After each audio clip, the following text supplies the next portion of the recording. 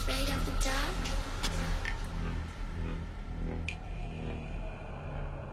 Are you scared?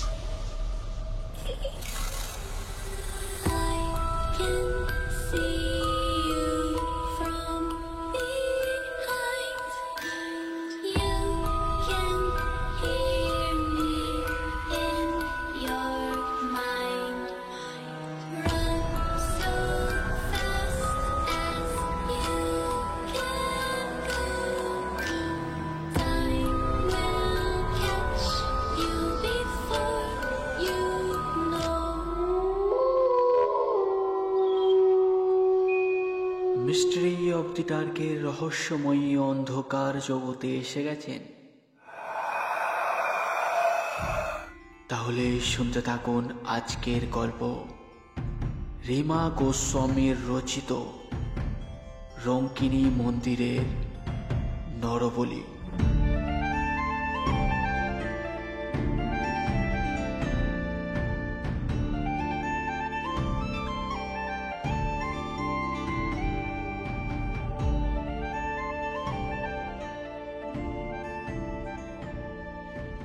ঋতুপর্ণার অন্যতম passion ধর্ম বিষয়ক বই পড়া এবং এমন এমন স্থানে যাওয়া যেখানে আছে প্রাচীন মন্দির ও লৌকিক মিথ। ঋতুপর্ণা ছেলেবেলা থেকে একটু শান্ত স্বভাবের মেয়ে। বেনারস ইউনিভার্সিটি থেকে পাশ করে মা বাবার কাছে কিছুদিন হাওড়াতে কাটিয়ে ওঠার পর আবার তার মাথার পোকাগুলো নড়ে উঠল। খবর আছে শিমলিপাল বলে এক অখ্যাত স্থানে আছে রঙ্কিনী মাতার মন্দির। অনেক দৈবিক ও লৌকিক মিথ তাকে ঘিরে। কৌশিকী অমাবস্যার দিন নাকি আজও সেই মন্দিরের ভেতর নরবলি হয়। মন্দিরের ধ্বংসস্তূপে পরের দিন নেমে আসে শোণিত ধারা। ওই এলাকার সকলে মন্দিরের চত্বর এড়িয়ে চলে। অথচ একসময় নাকি মা রঙ্কিনী মাতার আশীর্বাদ নিয়ে গড়ে উঠেছিল শিমলিপালের জমিদারি রমরমা। আছে জমিদারিও নেই আর জমিদারও নেই। তাদের বংশের শেষ বংশধর এক পাগল নাকি এখনো বাস করে ওখানে। ঋতু শাস্ত্র সম্বন্ধে ভীষণভাবেই ওয়াকিবহল। তাইও রঙ্কিনী মাতার মন্দিরের রহস্য উন্মোচন করে শিমলিপালের মানুষগুলোকে ভয় মুক্ত করার সিদ্ধান্ত নেয়। ওর মনে হয় দেবতা তো আমাদের পজিটিভ ভাইবস দেন, সেই দেবতার মন্দিরে কি করে নেগেটিভিটি ছড়াচ্ছে এটা জানা ওর খুব দরকার। ও তাই ওর বন্ধু তথা ভালোবাসার মানুষ সত্যকে ফোন করে বলে, এই তুমি শিমলিপালের খবরটা শুনেছো? ওই মন্দিরের ব্যাপারটা? হ্যাঁ, শোনো না, পরশু কৌশিকী অমাবস্যা। তুমি আমার সাথে ওখানে যাবে, বুঝলে? একটা অ্যাডভেঞ্চারের গন্ধ পেয়েছি, রহস্য ঘনীভূত অ্যাডভেঞ্চার। মিস করতে চাই না সুযোগটা। আরে বাস, সত্যি তুমি আর এই তোমার অ্যাডভেঞ্চার, আমি কি আর না করে থাকতে পারি? অবশ্যই যাব। তা লেডি ব্যোমকেশ, কখন বেরোবো আমরা? কাল সকাল 10টায় আমি তোমাকে তোমার বাড়ি থেকে পিক করে নেব। কেমন?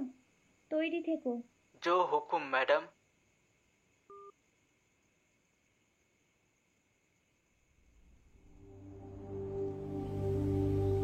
পরের দিন সকালে ওরা রওনা দিল শিমলিপালের দিকে। কলকাতা দুর্গাপুর হাইওয়ে ধরে ধীরে ধীরে ওদের সুইফট ডিজায়ার গাড়িটা এনএইচ ছেড়ে গ্রামের কাঁচা মেঠো পথ ধরল। আগামীকাল রাতে শিমলিপাল গ্রামের সেই বহু প্রতীক্ষিত ভয়াবহ কৌশিকী অমাবস্যা। গ্রামের মোড়ল সপ্তক গুহর বাড়িতে থাকার কথা ঋতুপর্ণা ও সত্যের।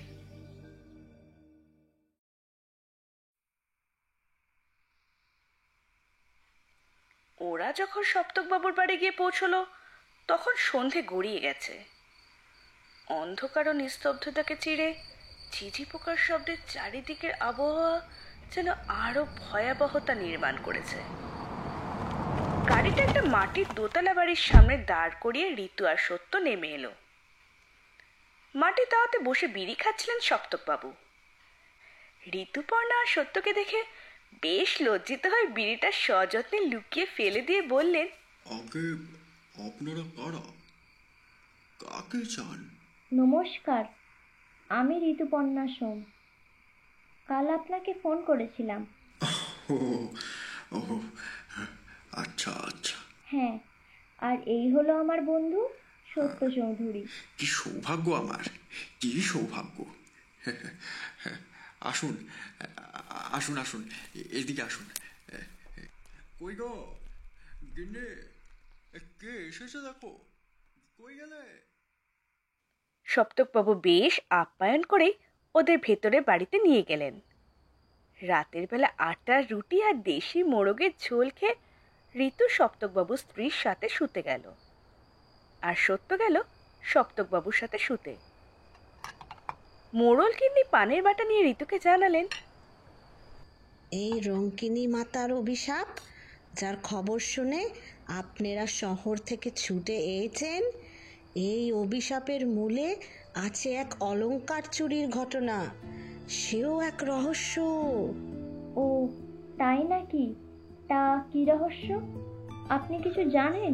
না, আমি বাপু অত কিছু জানি না, তবে ওই ছোটবেলায় আমার মা গল্পের ছলে শোনাতো, কোন এক চোর নাকি দেবীর গয়না চুরি করতে গিয়ে দেবীর কোপে পড়ে মারা যায়। তার দেহ নাকি দুভাগ হয়ে গেছিল আর মায়ের মুখে লেগেছিল রক্ত। গ্রামের সবাই এটাই বলে। Very interesting. কি ভাবতে বসলে আবার? না না, কিছু না। না বাপু, অনেক রাত হলো, শুয়ে পড়ো দেখি। এই তো শুচ্ছি। কাল আবার মায়ের পুজো আছে। জয় মা। ঋতু যখন ওদিকে গিন্নিমায়ের সাথে গল্পে মশগুল, এদিকে সত্যকে বকবক করে জ্বালিয়ে খেলেন মোড়ল মশাই। উনি কি করে এক বুনো শুয়োর শিকার করেছিলেন, গ্রামের সকলে কতটা ভালোবাসে তাকে, ওনার ভয়ে নাকি বাঘে গরুতে এক ঘাটে জল পর্যন্ত খায়, এই সব কথা। তবে সত্য ওনার শেষের দিকের কথাগুলো আর শুনতে পায় না, কারণ ততক্ষণে মশার কামড় উপেক্ষা করে নিদ্রা দেবী নেমে এসেছেন ওর দু চোখে।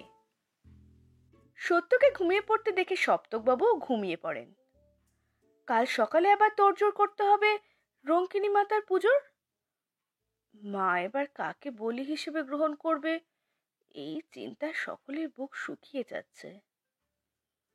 এদিকে ঋতু ঘুমানোর আগে একটা রিসার্চ সেরে নেয় মনে মনে।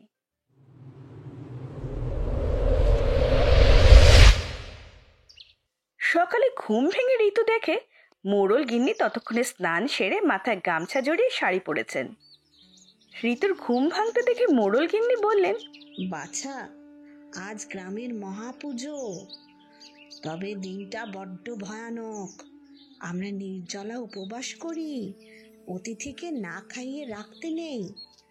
তবু অনুরোধ ভেবে যদি তোমরাও উপোস দাও, তাহলে আমার বুকটা জুড়ায়। তবে জোর করব না। তবু কি জানো তো, বড্ড ভয় লাগে, কি থেকে কি হয়।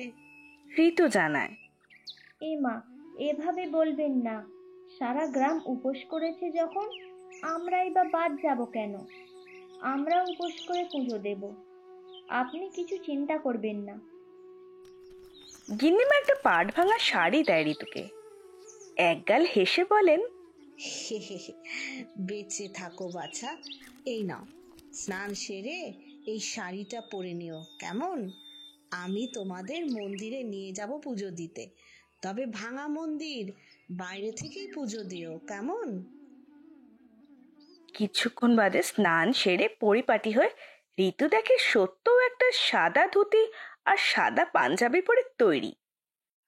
সত্য ঋতুকে দেখে বেজার মুখ করে জানায়, ঋতু, কাল রাতে মশার অত্যাচারে আমার না একদম ঘুম হয়নি। বাপরে বাপ, কি বিভীষিকাময় রাত।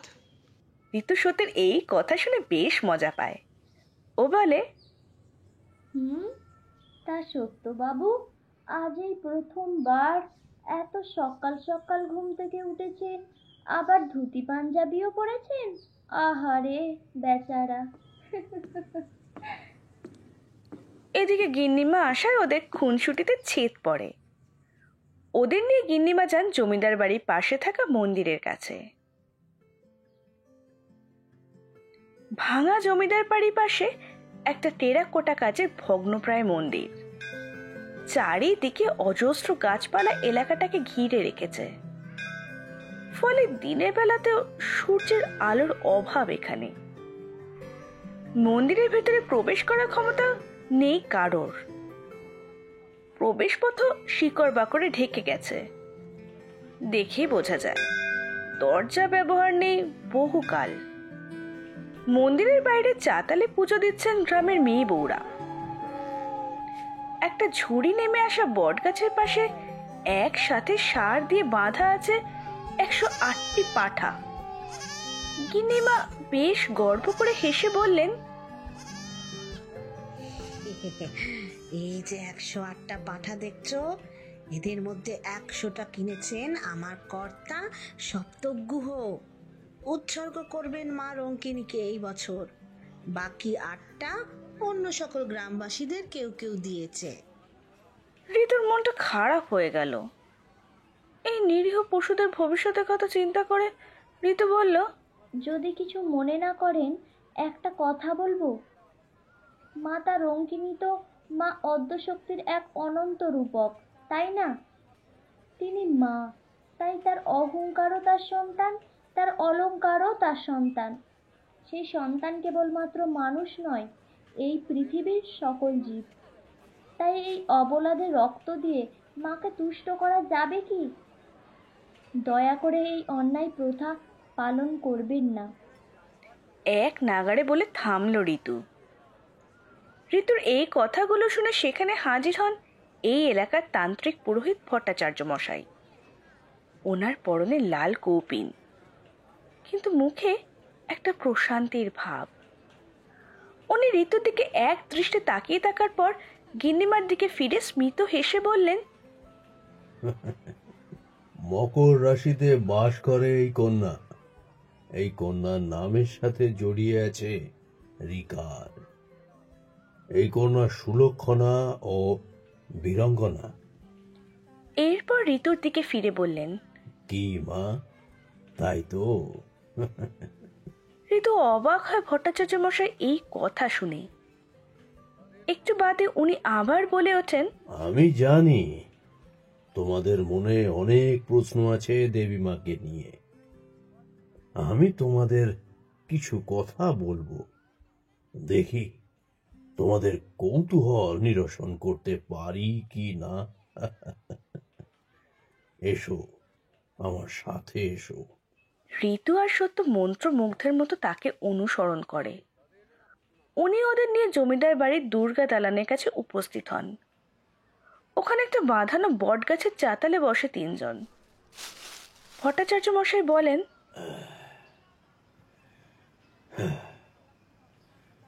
আমার নাম উমাশঙ্কর ভট্টাচার্য। আমি এই গ্রামে বহু বছর আছি। এই দেবী ও তার থান সম্পর্কে যতটা আমি শুনেছি বা নিজে দেখেছি বা জেনেছি, আজ আমি তোমাদের সেটাই বলবো। এই বলে একটু থামলেন বৃদ্ধ ভট্টাচার্য মশাই। তারপর আবার বলতে শুরু করলেন, দেবী রঙ্কিনী কিন্তু এখানকার অধিবাসীদের দেবী নন। আসলে তিনি ছিলেন মল্ল রাজপুতনার রাজপুতদের আরাধ্যা দেবী, মা দুর্গারই এক রূপ। ভয়ঙ্করী হলেও তিনি আদি শক্তি, তিনি পরমেশ্বরী। আবার তিনি করুণাময়ী, অনন্ত স্বরূপা। অতীতে কোনো এক মল্ল জাতির শাসক এখানে আসেন, জমিদার মোহন সিংহের আমলে। তিনি রঙ্কিনী মাতার এই মূর্তি দিয়ে যান জমিদার বাবুকে। জমিদার বাবু প্রথমে অষ্টধাতু নির্মিত মাঝারি মূর্তিটি আলাদাভাবে বানানো দেরাজে তুলে রাখলেও পরে স্বপ্নাদেশ পেয়ে মাকে নিজের গ্রামে প্রতিষ্ঠা করেন। টেরাকোটার মন্দিরে মায়ের মূর্তি স্থাপনের দিনটা ছিল কৌশিকী অমাবস্যা। তাই প্রতি বছর এই দিনটাতে মায়ের বাৎসরিক পুজো হয়ে আসছে। বহুকাল আগে বর্তমান জমিদার বাড়ির ওয়ারিশ ওই পাগল কর্ণ সিংহের পিতা বিজয় সিংহের কালে রঙ্কিনী মাতার মন্দিরের মহার্ঘ গয়না সকল চুরি যায়। পরের দিন ছিল কৌশিকী অমাবস্যা, আর সেদিন রাতেই প্রথম একটি মানুষের দ্বিখণ্ডিত দেহ মেলে মায়ের মন্দিরে। মায়ের বলির হাঁড়ি কাঠের কাছে পড়েছিল দেহটা, আর মাথাটা ছিল মায়ের মূর্তির কোলের কাছে। মায়ের মুখে লেগেছিল রক্তের দাগ। মায়ের মূর্তি পাথরের হলেও একটি রূপোর খাঁড়া থাকতো মায়ের কাছে, সেটাতেও লেগেছিল রক্তের ধারা। তাই সকলে ভেবে নেয় এই লোকটাই অলংকার চুরির সাথে জড়িত। মা তাকে নিজের হাতে শাস্তি দিয়েছেন। পরে সেই লোকটার পরিচয়ও পাওয়া যায়। লোকটা নাকি ছিল মন্দিরের পাশের বাগদিপাড়ার কোনো এক বাসিন্দা। তার নাকি এক সাগরেদও ছিল। সে ধরা না পড়ায় জমিদার বাবু রাগের মাথায় হানা দিয়ে সব মিলিয়ে ওই পাড়ার মোট 108টি পুরুষকে বিনা প্রমাণে তুলে এনে মায়ের মন্দিরে বলি দিয়ে দেয়। তারপর পরের বছর পাওয়া যায় জমিদার বাবু ও তার বড় ছেলের দ্বিখণ্ডিত দেহ। বাবুর ছোট ছেলেটা তখন ওই মন্দিরের মধ্যেই অজ্ঞান হয়ে পড়েছিল। তখন সে 11 বছরের বালক। সেই থেকে ওই ছেলে পাগল হয়ে যায়। এদিকে জমিদার বাড়ির সবাই একে একে মারা যায় আকস্মিকভাবে। কিন্তু মায়ের ইচ্ছায় রয়ে যায় ওই পাগল ওয়ারিশ কর্ণ সিংহ। জমিদার বাবুর মৃত্যুতে চিরকালের মতো বন্ধ হয়ে যায় মন্দিরের কবাটও। তবুও নরবলি বন্ধ হয়নি। গ্রামের কেউ না কেউ ঠিক মরেছে এই দিনে। এই প্রথা চলে আসছে কালের নিয়মে। এখন শেষ বংশধর কর্ণসিংহ বৃদ্ধ হয়ে গেছেন, মাথার ঠিক নেই। গ্রামের মানুষের দয়ায় বেঁচে আছেন। উনিও আজ আছেন, কাল নেই।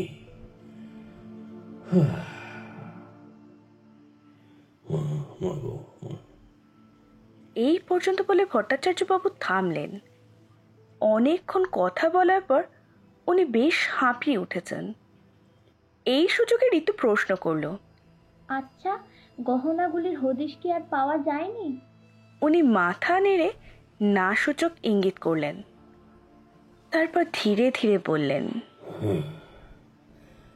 সেই জমিদারের নৃশংসতা আর 108টি মানুষের রক্তের অভিশাপ বয়ে বেড়াচ্ছে এই সিমলিপাল গ্রাম।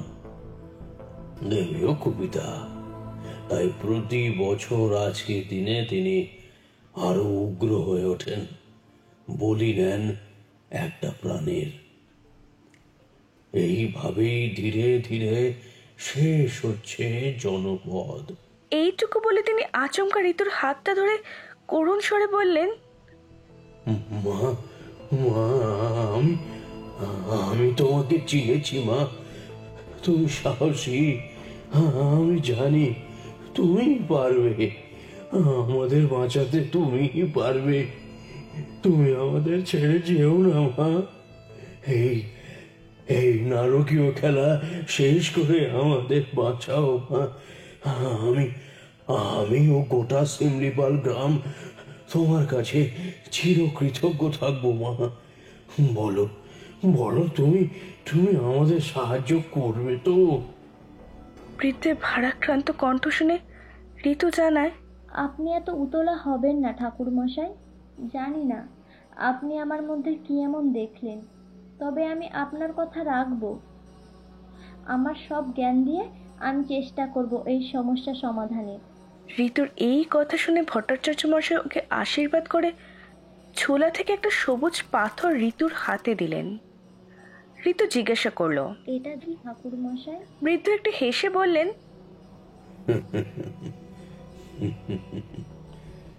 সময় মতো ঠিক জানতে পারবে। এই বলে তিনি চলে যান পুজোর কাজে। এরপর ঋতু সত্যকে পাথরটা দিয়ে বলে, এটা যত্ন করে রাখো তো, আমি মন্দিরের ভেতরটা দেখতে যাচ্ছি। কি? তুমি কি পাগল হলে ঋতু? কে না কে তোমাকে বীরঙ্গনা বললো আর তুমি চললে বিপদের মুখে? আরে সিলি, এতটা সাহসিকতা কি না দেখালেই নয়? আরে তুমি বুঝতে পারছো না, আমাকে যেতেই হবে। এই গ্রামের সবাই আমার মুখের দিকে তাকিয়ে। শুনলে না উনি কি বলে গেলেন? আরে ছাড়ো তো, তাছাড়া ভেতরে বিপদ আছে, আর ভীত গ্রামের মানুষ তোমাকে কিছুতেই ভেতরে যাওয়ার অনুমতি দেবে না। ওদের কেন জানাতে যাব? মানে তুমি ওদের জানাবে না? Are you mad? ওদের জানিয়ে কি লাভ? উফ, এত কথার সময় নেই। শোনো না, তুমি এখানে পাহারাই থেকো, আমি ভেতরে যাচ্ছি। ঋতু লিসন, ফালতু রিস্ক হয়ে যাবে, এমন করো না। আরে তুমি এত ভয় পাচ্ছ কেন? কেন পাচ্ছি সে তো তুমি ভালো করে জানো। আচ্ছা বেশ, তোমার জেদের কাছে আমি নত হলাম, কিন্তু গেলে আমরা দুজনে একসাথে যাব। প্লিজ না করো না। ওকে, ঠিক আছে, চলো তাহলে।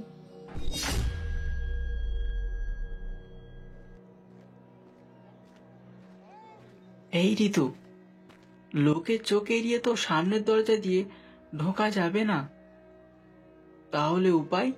একটু ভেবে নিয়ে ঋতু বলে, মন্দিরের পেছনের দিকে একবার চলো তো দেখি। পুরনো মন্দিরে ইট পাথর খসে ভেতরে ঢোকার রাস্তা অবশ্যই থাকে, আর না হলে আমরা মন্দিরের পেছনে জারজীর্ণ দেওয়ালে শীত কেটে ঢুকে যাব। সিম্পল, এসো।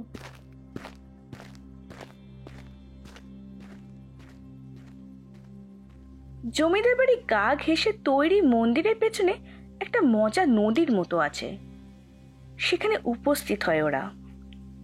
কিন্তু প্রাকৃতিক কোনো রাস্তা পায় না ওরা, তাই টেরাকোটা মন্দিরে ক্ষতি হবে যেন বাধ্য হয়ে মন্দিরের একাংশে চুন সুরকির গাঁথনি থেকে কয়েকটা ইট সরিয়ে ওরা ভেতরে ঢুকে যায়। অন্ধকার ভেতরের মন্দিরটার মাকড়সার জাল আর ধুলোয় ভর্তি। মন্দিরে ঢুকতে আচমকা সত্য অনুভব করে ওর পাঞ্জাবির পকেটটা গরম হয়ে গিয়েছে। জলদি হাত ঠুকিয়ে বের করে আনে ঠাকুরমশাই দেওয়া সেই সবুজ পাথরটা। উজ্জ্বল সবুজাভ আলো বিচ্ছুরণ করছে সেটা। সত্য অবাক চোখে তাকিয়ে থাকে ওটার দিকে। ঋতু ওর কাছে এগিয়ে এসে পাথরটা নিজের হাতে নিয়ে নেয়। বুঝতে পারে ঠাকুরমশাই কেন তাদের এটা দিয়েছিলেন। এই তাহলে সেই সঠিক সময়। মনে জোর পায় ঋতু। পাথরটা অনেকটা টর্চের মতো কাজ করছে। সেটা থেকে বেরোনো আলোতে ওরা সামনের দিকে এগোয়। কিছুটা এগোনোর পর হঠাৎ ওরা দেখে সামনে একটা বিশাল বেদি। সেই বেদিতে বিরাজিতা শান্ত সৌম্যদেবী রঙ্কিনীর অষ্টধাতুর মূর্তি। এত বছরেও সেই মূর্তির লালিত্য একটুও ম্লান হয়নি। মায়ের সেই মূর্তি দেখে ওরা খুব অবাক হয়। ঋতুর হঠাৎ কেমন যেন মনে হয়। ও সত্যর দিকে ফিরে ফিসফিস করে বলে, জানো সত্য, আমার দীর্ঘ ঐশ্বরিক শিক্ষা বলছে এই মাতৃমূর্তি রক্তলোলুপ হতেই পারে না। দেখো কি সুন্দর মায়ের মূর্তিটা। তুমি বলো, এই মা কি করে অলংকার হারানোর রাগে তার অহংকার, তার সন্তানদের জীবন হরণ করতে পারেন? সত্য বলে, হ্যাঁ ঋতু, ঠিকই বলেছ। আমারও সে একই প্রশ্ন, কিন্তু এর উত্তর আমরা কিভাবে পাবো? কোন পথে যাব আমরা? মাকে হাত জোর করে প্রণাম করে ঋতুপর্ণা। তারপর বলে, চিন্তা করো না সত্য, আমার বিশ্বাস মা নিজেই আমাদের সেই পথ দেখাবেন। ওরা আর একটু এগোয়। সত্য এদিক ওদিক দেখতে দেখতে হঠাৎ মন্দিরের কোণে আবিষ্কার করে একটি ছেলেকে। ভীষণ অবাক হয়ে সত্য অস্ফুটে ডাকে ঋতুকে। ঋতু দেখো। ঋতু দেখে ছেলেটার বয়স খুব বেশি হলে 20 কি 21 বছর হবে। ছেলেটির মুখ হাত পা সব বাঁধা, সেই অবস্থায় পড়ে আছে মন্দিরে এক কোণে। নিঃশ্বাস পড়ছে, হয়তো ঘুমিয়ে পড়েছে। সত্য দ্রুত ওর কাছে গিয়ে ওর বাঁধন খুলে দিতে ছেলেটা জেগে উঠে হাউমাউ করে কেঁদে উঠল। ঋতু ছেলেটার গায়ে মাথায় হাত বুলিয়ে দিতেই ওর কান্না থামলো। ঋতু ওকে জিজ্ঞাসা করলো, কে তুমি? কি নাম তোমার? এই বন্ধ মন্দিরের ভেতরে তুমি এলে কি করে? ছেলেটার হাঁটু তখনও ভয় কাঁপছে, দাঁড়াতে পারছে না ঠিক করে। ঋতু বলল, ভয় পেও না, আমরা তোমার বন্ধু। বলো, কিভাবে এলে তুমি এখানে? ছেলেটা কিছুটা ধাতস্থ হয়ে মুখে কিছু না বলে ইশারায় ওদের একটা বিশাল দেওয়ালে মূর্তি দেখালো। শুধু এগিয়ে গিয়ে মূর্তিটা ভালো করে পর্যবেক্ষণ করতে ওর নজরে পড়লো মূর্তির গায়ে একটা বোতাম জাতীয় কিছু আছে। ঋতুকে ডাকলো। ঋতু সেটা দেখার জন্য ওদিকে এগিয়ে যেতে ছেলেটা কাপা হাতে ঋতুর শাড়ির আঁচল টেনে ধরলো। ঋতু ওকে আশ্বস্ত করে ওই দেওয়ালের কাছে সেই বোতামে একটু চাপ দিতেই একটা গুপ্ত রাস্তা খুলে গেল। রাস্তাটা ঢালু, কিন্তু কোথায় গিয়ে মিশেছে কে জানে। এবার সেই ছেলেটিকে ঋতু বলল, এদিক দিয়ে কোথায় যাব? তুমি চেনো? আমাদের পথ দেখাবে? ছেলেটা মাথা নেড়ে সম্মতি জানালো। তারপর ধীর পায়ে এগোলো ছেলেটি। ছেলেটিকে অনুসরণ করে ওরা নেমে গেল সেদিকে। কিছুটা যেতে ওরা আশ্চর্য হয়ে দেখলো সেই টানেলটা সোজা জমিদার বাড়ির সঙ্গে যুক্ত। ঋতুর আর বুঝতে বাকি থাকলো না যে জমিদার বাড়ির ভেতরে এই টানেল দিয়ে মানুষ এনে প্রতি বছর হত্যা করা হয়। তাই সবাই ভাবে বন্ধ মন্দিরে মানুষের রক্ত আসে কোথা থেকে। এদিকে জমিদার বাড়ির কাছে এসে ছেলেটা ঋতুর দিকে করুণ দৃষ্টিতে তাকায়। তারপর বলে, দিদি, তুমি আমার জীবন বাঁচালে। আমি এই উপকার কখনো ভুলবো না দিদি। আমি তোমাকে সব বলছি। একটু আগে আমাকে ওই পাগল কর্ণসিংহ আমার মুখে কাপড় বেঁধে তুলে এনে এ পথ দিয়ে এসে মন্দিরে বেঁধে রেখেছিল। লোকটা আদতে পাগল নয় দিদি, ও পাগল সেজে থাকে। ও খুব দুষ্টু। তুমি তুমি কিছু করো দিদি। ঋতু খুব অবাক হয়ে গিয়েছিল ছেলেটির এই কথা শুনে, কিন্তু একটু ধাতস্থ হয়ে ছেলেটাকে বলল, চিন্তা করো না, দেখি কি করা যায়। এই ত্রাস এখনই শেষ করা যায়, তবুও শেষটা একটু নাটকীয় হওয়াটা বাঞ্ছনীয়। এরপরে ঋতু ও সত্য ছেলেটির সাথে আলোচনা করে ওকে আবার ওই পথে এনে হাত পা বেঁধে মন্দিরে রেখে দেয় আর লুকিয়ে থাকে এক পাশে। ভয় একটাই, যদি মন্দিরে ভাঙা অংশ চোখে পড়ে যায় কর্ণসিংহর। কিন্তু কিচ্ছু করার নেই, এইটুকু ঝুঁকি নিতেই হবে ওদের। অনেকক্ষণ অপেক্ষা করার পর মাঝ রাতে সুড়ঙ্গ পথে দেখা যায় একটা আলো আর একটা অবয়ব। জমিদার বংশের শেষ ওয়ারিশ কর্ণসিংহ, তার এক হাতে মশাল। বয়সের ভারে কুঁজো হয়ে গিয়েছে শরীর, কিন্তু মশালের আলোয় তার মুখটা যেন ঠিক পিশাচের মতো লাগছে। ঠোঁটের প্রান্তে এক কুটিল হাসি, কাঁধে এক বিশাল ঝোলা। মন্দিরে প্রবেশ করে প্রথমেই সে সেই ঝোলা থেকে অজস্র গয়না বার করে মাকে সাজিয়ে দেয়। তারপর পেছনে ফিরে ছেলেটাকে দেখে এক পৈশাচিক হাসি এসে ফের ঝোলায় হাত ঢুকিয়ে বের করে আনে রূপোর চন্দ্রহাস খাড়া। মশালের আলো চকচক করে ওঠে ওটা। অস্ত্র নিয়ে ধীর পায়ে এগিয়ে আসে ছেলেটির দিকে। ওর বাঁধন খুলে দেয়। এদিকে ছেলেটা ঋতুর শেখানো বুলি আউড়ে চলে। দাদু তুমি তার মানে তুমি পাগল নও?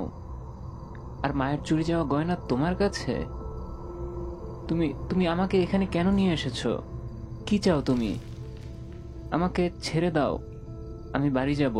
ছেলেটার কথা শুনে বুড়ো হেসে উঠল জোরে। তারপর ছেলেটিকে হিসহিসে গলায় বলল,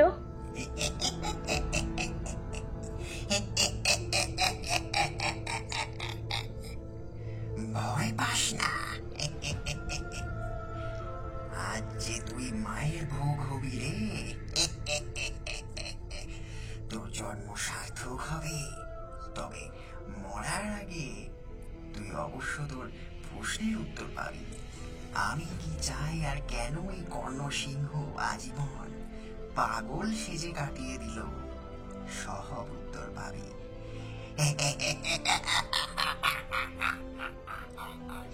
শোন তাহলে, আজ থেকে 50 বছর আগে এই কৌশিকী অমাবস্যার রাতে শুরু হয় আমার খেলা। তখন আমার বয়স 10 বছর হলেও আমি বাবার সম্পত্তির লোভ ত্যাগ করতে পারিনি। আমার ইচ্ছে ছিল যেন তেন প্রকারেণ এই সমস্ত সম্পত্তি হস্তগত করার, কিন্তু সুযোগ পাচ্ছিলাম না। তবে একদিন জুটে গেল সেই সুযোগ। পাশের পাড়ার 3 বাগদি ছিল পাকা চোর। ওর সাথে আমার সাক্ষাৎ ছিল। আমি ওকে বলেছিলাম এই মন্দিরের গয়না চুরি করতে পারলে একটা মোটা অংশ ওকে দেব। প্রথমে ও রাজি না হলেও পরে রাজি হয়। আমিও ছকটা সাজিয়ে ফেলি। চুরির দায়টা যে ওর উপরেই চাপাতে হবে।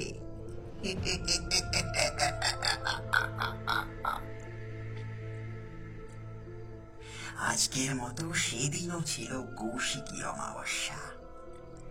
আগে থেকেই ওকে দিয়ে মাটির তলায় এই সুড়ঙ্গ পথ কাটিয়ে নিয়েছিলাম। পূজাদি সেরে সবাই মন্দিরের দরজা বন্ধ করে চলে গেলে আমি আর তিনু মাঝরাতে সুড়ঙ্গ দিয়ে মন্দিরে ঢুকলাম। আমি কোথায় যাচ্ছি না যাচ্ছি, কি করছি সেই নিয়ে আমার বাড়ির লোকের কোনোদিনই কোনো চিন্তা ছিল না। তাই তো আমার এত রাগ ওদের উপরে। যাই হোক, চুরির পর গয়না ভাগ বাটোয়ারার সময় পেছন থেকে তিনুকে এই চন্দ্রহাস খাঁড়া দিয়ে কুপিয়ে হত্যা করে নিজের হাতে মায়ের চরণে সমর্পণ করি। ওর রক্ত এত ধারালো অস্ত্রের এক কোপেই বেচারা দুভাগ হয়ে গেল। তিনুর গলাটা মায়ের কোলের কাছে রেখে দেহটা অনেক কষ্টে টানতে টানতে নিয়ে ফেলি ওই হাড়ের কাঠের কাছে, আর বোমার সমেত পালিয়ে যাই সেখান থেকে। পরের দিন সবাই সেই দৃশ্য দেখে ভাবে দেবীর কোপে এই দশা হয়েছে তিনুর, কিন্তু গয়না আর খাঁড়ার কোনো খোঁজ কেউ পায় না। সবাই ভাবে তিনুর কোনো এক সাগরের এই কাজটা করেছে। আর বাবা সেই রাগে 108 জনকে বলি দেয়।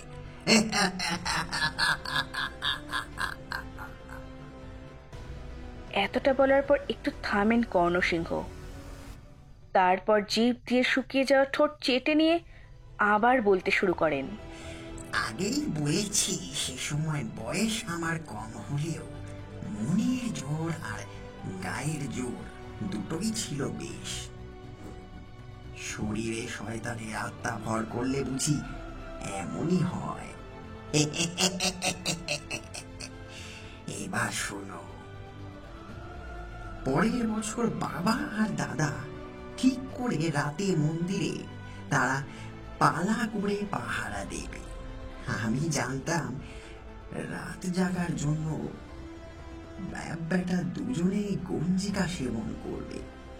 আমিও সেবন করতাম, তাই জানি।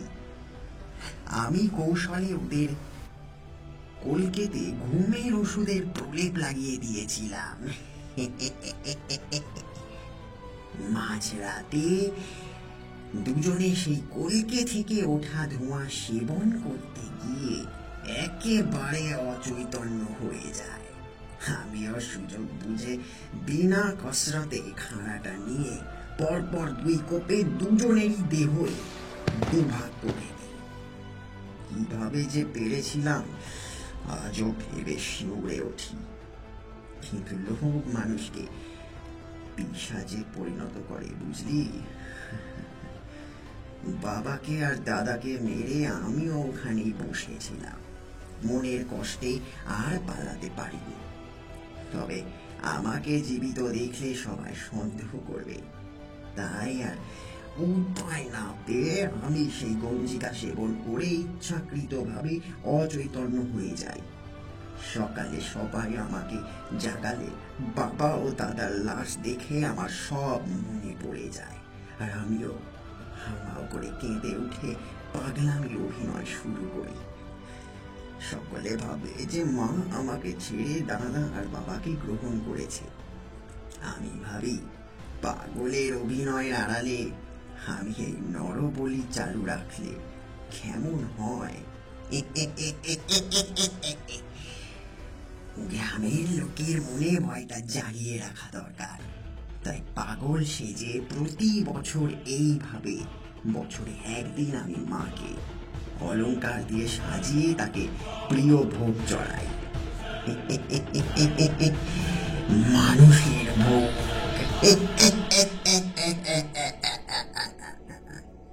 এবার তোর পালা, তোর তাজা প্রাণ পেয়ে মা খুশি হবেন।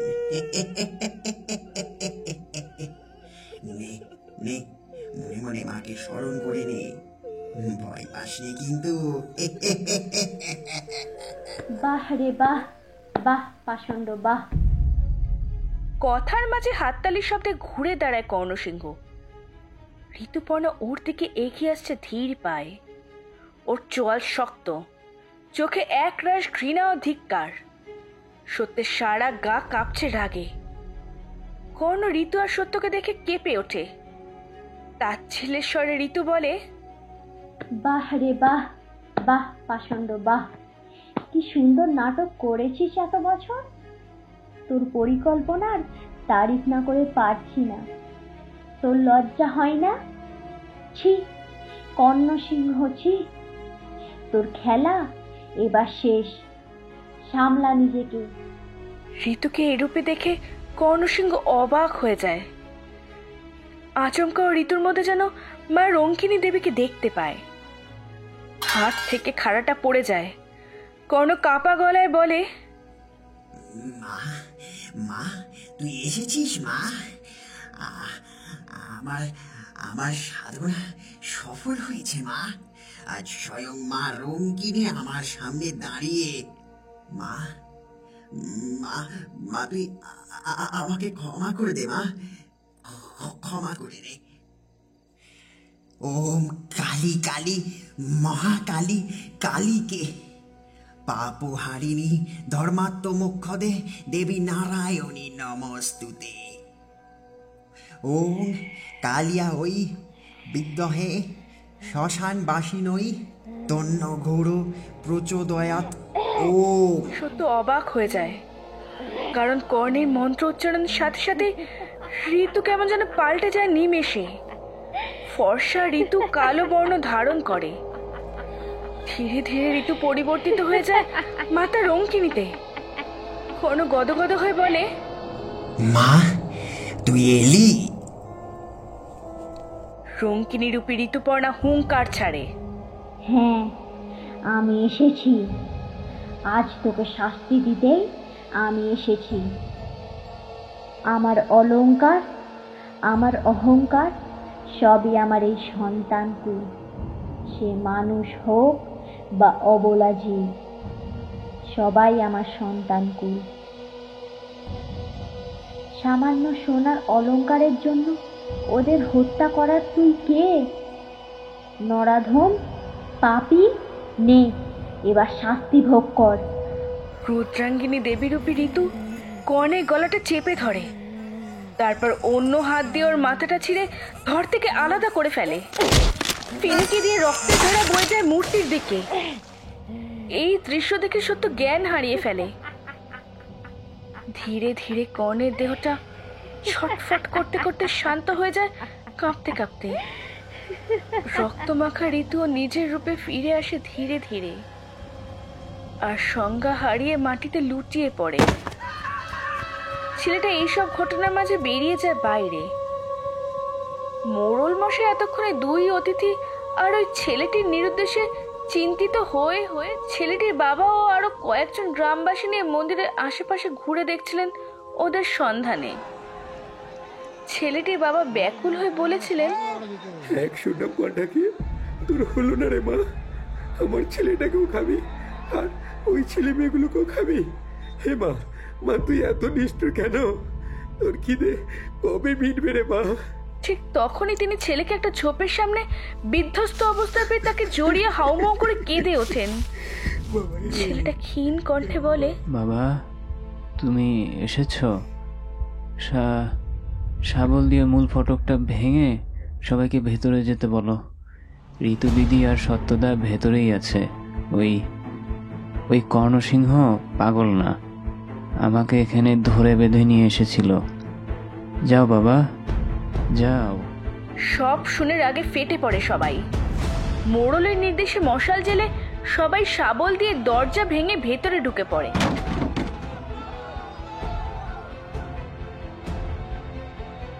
ভেতরে ঢুকে সবাই দেখে অলংকারে সুসজ্জিত দেবীর চোখের কোলে জলের ধারা। মশালের আলোয় চিকচিক করছে। মাটিতে পড়ে কর্ণের মুন্ডহীন দেহ। ঋতু আর সত্য অচেতন। পরের দিন সকালে জ্ঞান ফিরলে মোড়ল মশাই ওদের অনেক প্রশ্ন করেন, কিন্তু সত্য আর ঋতুর আগের দিনের রাতের ঘটনা কিছু মনে করতে পারে না। এদিকে সেই ছেলেটি সুস্থ হয়। তার মাধ্যমে গ্রামের সকলে জানতে পারে আসল অপরাধী ছিল ওই কর্ণসিংহ রায়। মা নিজে তাকে শাস্তি দিয়েছেন। মা কোনোদিন নিজের সন্তানের উপর অত্যাচার সহ্য করেন না। একদিন না একদিন ঠিক নিজে এসে অপরাধীর শাস্তি দেন। এদিকে ভট্টাচার্য মশাই মন্দির শুদ্ধ করে পুনরায় সবার জন্য মন্দিরের দ্বার খুলে দেন। সবাই মায়ের জাগ্রত হওয়ার গুণগান গাইতে থাকে। কিন্তু ভট্টাচার্য মশাই তো জানেন আসলে কে মায়ের রূপে অভিশাপের নাশ করেছে। উনি দেবীর উদ্দেশ্যে হাত জোর করে প্রণাম করেন, আর ওনার ঠোঁটের প্রান্তে খেলে যায় এক রহস্যময় হাসি। Sweet dreams are made of this. Who am I to disagree? Travel the world and the seven seas. Everybody's looking for something. Some of them want to use you. Some of them want to get used by you. Some of them want to abuse you. Some of them want to be abused. আজ গল্প পাঠে আমাদের সঙ্গে ছিলেন নবনীতা দাস, সমস্ত পরিচালনায় আলিমাম শেখ, ঋতুপর্ণা গোলাপশান, সত্য আলিমাম শেখ, গিন্নি মা ইরাবতী বসু, ভট্টাচার্য মশাই পার্থ মুখার্জি, জনৈক ছেলে রোহান, ছেলের বাবা দেবদীপ কর্মকার, সপ্তগুহ কর্ণসিংহ রায় ও পোস্টার ডিজাইনিংয়ে সৌম্যজিৎ সরকার, শব্দ সংযোজন ও আবহ শুভ্র ভট্টাচার্য, চিত্রনাট্য পার্থ মুখার্জি। আপনারা যদি শর্ট ফিল্ম বানাতে চান তাহলে যোগাযোগ করতে পারেন শুভ্র ভট্টাচার্যের সাথে। বিস্তারিত জানতে নজর রাখুন ডেসক্রিপশন বক্সে। দেখা হবে সামনের সপ্তাহে একটি নতুন গল্প নিয়ে, একটি নতুন গল্পের সাথে। ততক্ষণ ভালো থাকুন, সুস্থ থাকুন, শুভরাত্রি।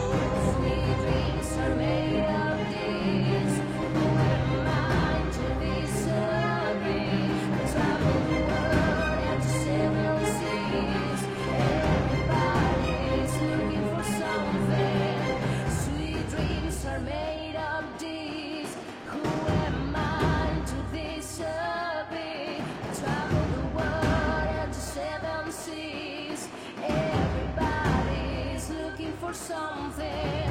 Sweet dreams are made of this. Who am I to disagree? I travel the world and the seven seas. Everybody's looking for something. Sweet dreams are made of this. Who am I to disagree? I travel the world and the seven seas.